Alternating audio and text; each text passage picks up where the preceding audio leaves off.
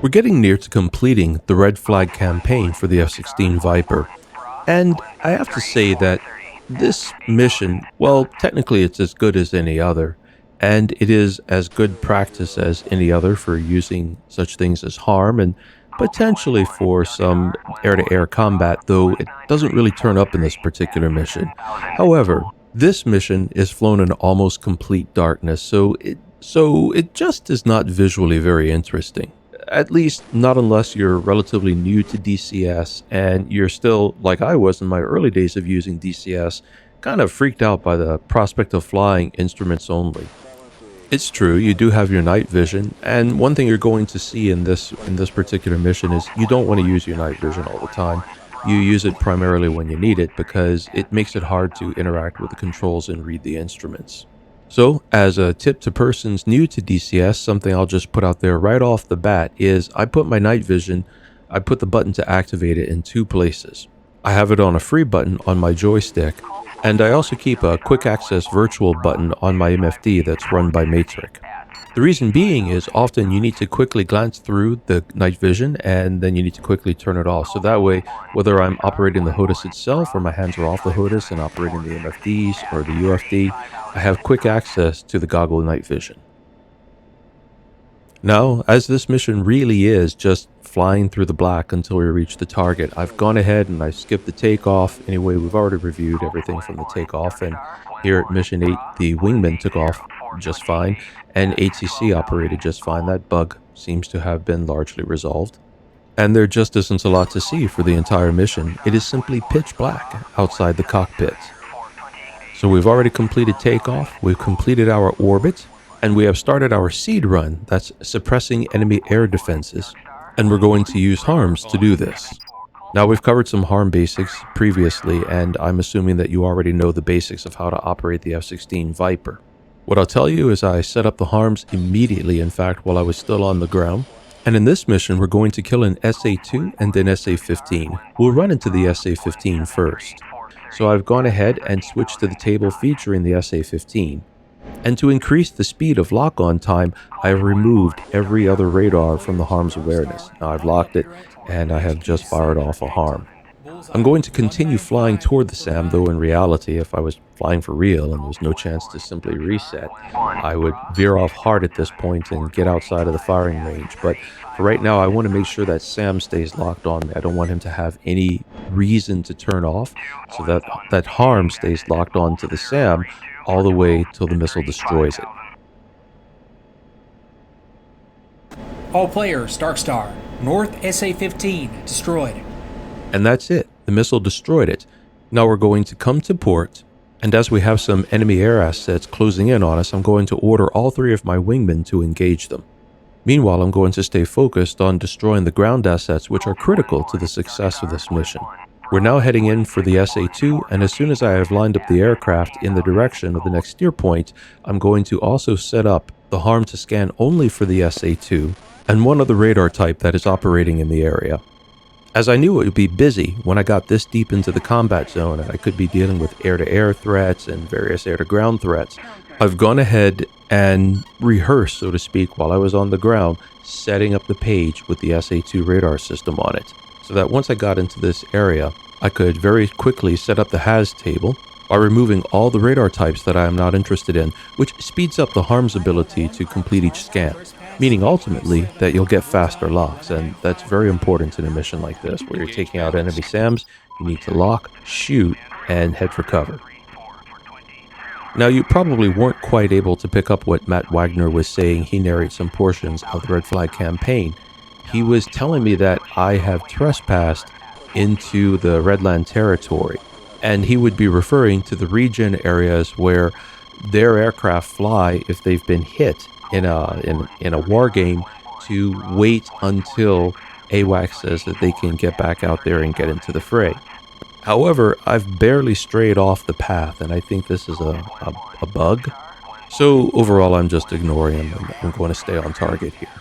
As we all know, as great as DCS is, it has its share of bugs, but the DCS team does a good job of addressing these things, and the quality of the simulator is amazing. So personally, I have no problem with little bugs like these. I don't find them really game-breaking or immersion-breaking.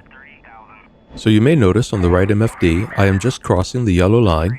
That means I am entering into the outside of the enemy SAM's range. It's an SA-2 and they have a fairly impressive range. However, I'm going to use my usual strategy of holding fire till the enemy fires. If he wants to hit me, he's got to keep his radar on me for one. And two, if he's in range of me, then I'm almost certainly in range of him. If you look on the MFD, you can see I've already locked him. The SA-2 is already activated, and I locked him as soon as he lit me up. At the same time, just at this moment, there is a lot of enemy air-to-air activity. Some of it's fighters, some of it I think is choppers because they're flying low and slow. But for now, since the wingmen are only AI and I'm not entirely sure they will follow through on attacking the mission-critical targets, I'm going to stay focused on hitting those targets myself and let them handle the air-to-air. You might notice how I'm constantly looking around, constantly double, triple, quadruple checking everything. When you actually need a weapon or a resource, it's really not the time to suddenly notice you forgot to flip a switch.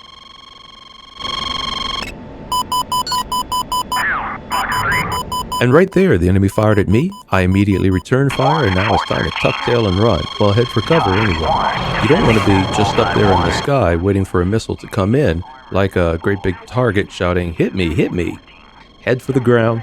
The ground is your best friend when evading missiles most of the time. There aren't any convenient mountain ranges or hills around here that I can see that I can dive for, so I'm going to head for the ground, fly 90 degrees to that incoming missile, and drop about a dozen chaff. Tusk 1, defending bandit at Bulls 170421. Counter. Tusk 1, engaging bandit at Bulls 177410 at 12,000. There's a couple things to be aware of when you're flying at night, especially when it is this dark. One is that it is really easy to get up and down confused. So watch the ladder on your HUD. If the tabs on the ladder point downward, that means you're climbing. If they point upward, it means you're going down. I know it's a little confusing, but here's another way to look at it.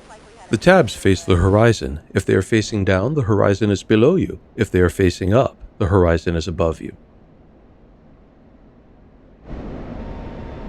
Complete and rejoin. So my wingmen have by and large suppressed the enemy's air power, but they're each carrying a pair of harms, and I want them to use those harms on any SAMs they can still find in the area. So I've just given them the command to do just that. And as we talked about in the previous mission, they get kind of distractible. If they find other targets they can use their harms on, they'll use them. Heck, they might even dive in on something and take it out with their guns if they're out of other ordnance.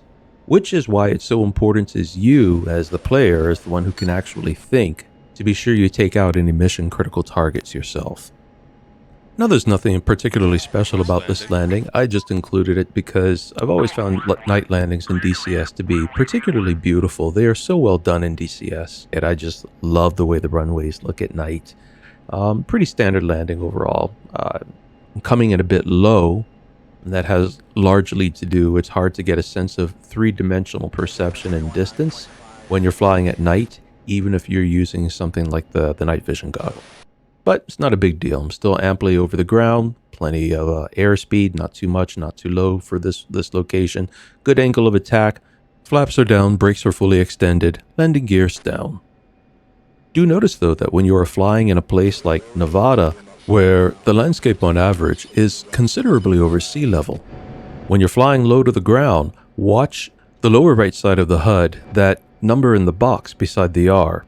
That's your radar altimeter, and it is absolutely key here. I wish there was a way to place it in a better place when you need it, make it a bit more central to the HUD and more prominent, but there isn't insofar as I know. However, when you get used to using it, you get used to flying the F-16. This works out just fine. Well, my friends, that's a picture-perfect landing. Thank you for joining me for another episode of Cerulean Skies, and if you like what you see, please take a moment to like and subscribe. It helps the channel to grow, and it motivates me to put out more videos.